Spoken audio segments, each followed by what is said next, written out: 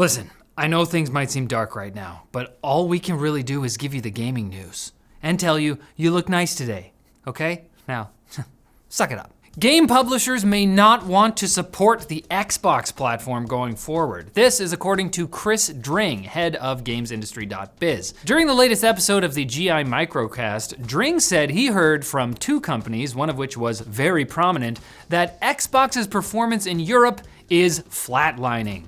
Dring has apparently previously heard that retailers in the region are cutting back their Xbox stock on their shelves or considering doing so, noting that Xbox sales fell last year and are falling even harder this year. And it gets worse for Xbox. According to Dring, one major company who released a big game last year said, quote, "I don't know why we bothered supporting it." Even worse, every employee is getting kicked in the nuts. Dring also suggests that Microsoft may see the writing on the wall. He said, if things progress as Xbox believes it probably will, the majority of Xbox games will be coming to PS5, at least from what Dring understands.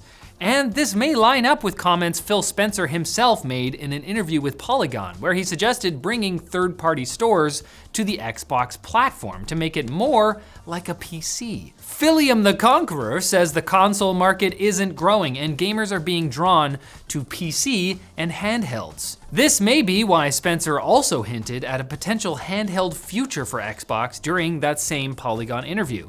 Now, Spencer didn't just come out and say they were making a handheld Xbox. He's not the type to bear it all. His leather jacket always stays on, even in the bedroom. Especially in the bedroom. He's a never nude. Sorry ladies, leather jacket stays on during sex. Spencer did say that the hardware team is considering different hardware form factors. And that's interesting because the Korean ratings board, known for leaking things, insert shocked Pikachu face here. Can we do that? The ratings board leaked the dev kit for an unknown Xbox console last week. During the most recent episode of his Xbox 2 podcast, Windows Central's Jez Corden was asked if this dev kit could be for the rumored Xbox handheld. Corden confirmed that the company has handheld prototypes right now, but he doesn't know if that's what the dev kit is for.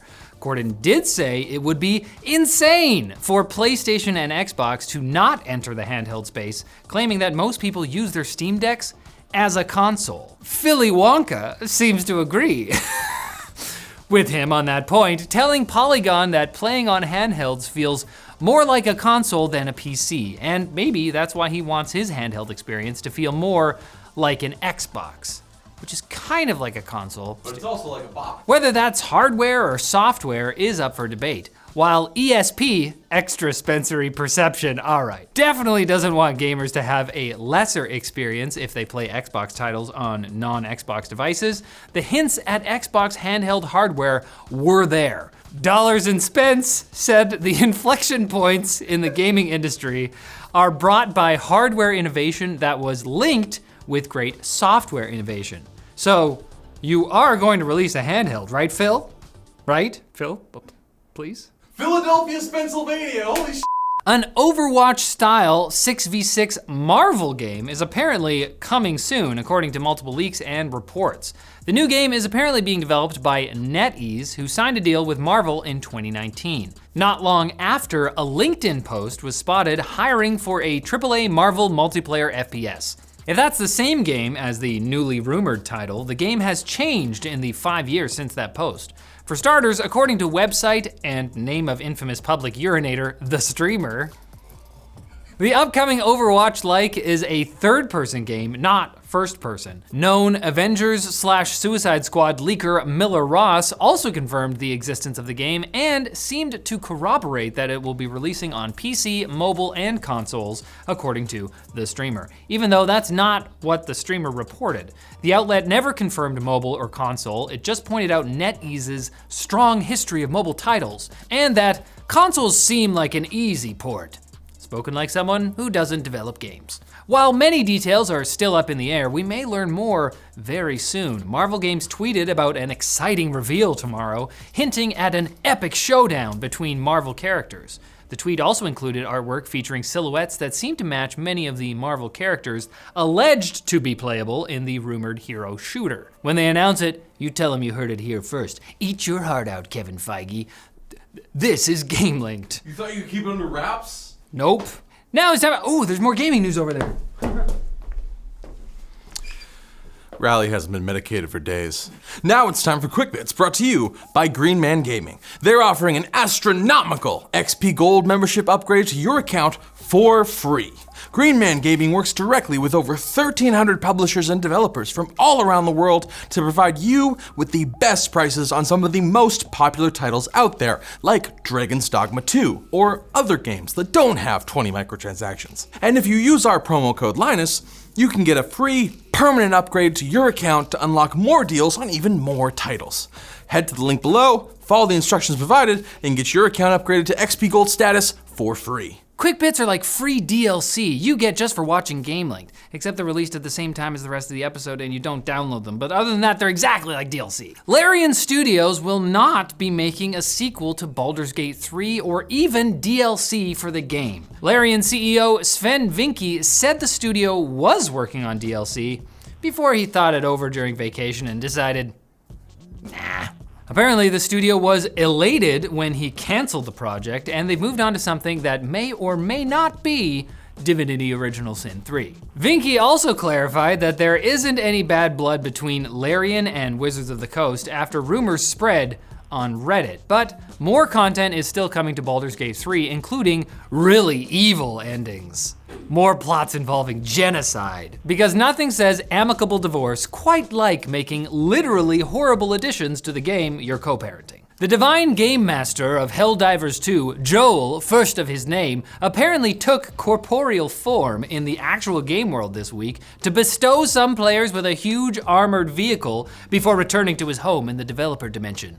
Unlike other gods like Zeus, who just turn that way to have sex with birds. Yeah, just really into birds. It's weird. Hey guys, I need to get back to work. Please take this, he said, like the strange old man from Legend of Zelda, but with 10 times more democracy. Meanwhile, on Twitter, Arrowhead Studios CEO Johan Pillestedt casually referenced an unreleased weapon called the HMG, the heavy machine gun, before adding, never mind, there's no such thing as HMG. You could almost see the twinkle in his eye there. I haven't even had time to try Helldivers 2 yet, but the dev community interactions are my favorite thing in gaming right now. This is a heartwarming story. According to the director of the recently revealed Mass Effect 5, since when? Wait, that happened a while ago. Keep that in. Get it all in. Newsman surprised by news. Anyways, according to the director of that game, Michael Gamble, the game's dev team is led by 4 veterans of the original Mass Effect trilogy, including Michael Gamble himself, but also key roles like the art director, creative director, and game director. This may reassure fans of the franchise who were unimpressed with Mass Effect Andromeda or actively appalled by Anthem, the cheap Destiny knockoff that EA forced BioWare to make, possibly at knife point. It's hard to express how disappointed I was. Bethesda celebrated the Elder Scrolls series' 30th birthday with an update on the upcoming Elder Scrolls 6. Apparently, the game will be once more set in Tamriel. And early builds are already playable, which by Bethesda standards probably just means that you can walk across a tavern without clipping through the barmaid and mount a horse without rocketing into the skybox. So anything slightly better than that is an improvement. Of course, Elder Scrolls 6 will most likely launch in 2026 or later. And that's what, an average of 1 game in the series every 5 years? That's actually pretty good so long as you ignore the fact that they've just been re-releasing Skyrim again and again for a decade. Over a decade. It's a really good game though. And Sonic is apparently ripping off Fall Guys, a trailer alleged to be for an as yet unannounced mobile game called Sonic Toys Party. Oh yeah.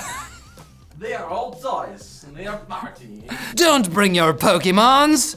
This is a Sonic Toys Party. The game seems to be an obstacle race style battle royale in the style of Mediatonic's well-known title, Fall Guys. While Sega hasn't officially commented, the YouTube video from The Sonic Show that originally published the trailer has been taken down. According to leaker Midori, collaborations with other Sega properties and third-party franchises are planned, including Persona and manga series Saint Seiya. All of this has come out, yet there hasn't been a single mention of chili dogs?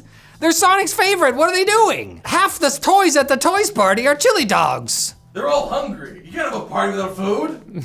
And hey, dog, you should come back on Thursday for more gaming news. And also, please forget what I just called you. It wasn't natural. I don't call people dogs, unless, I mean, sometimes I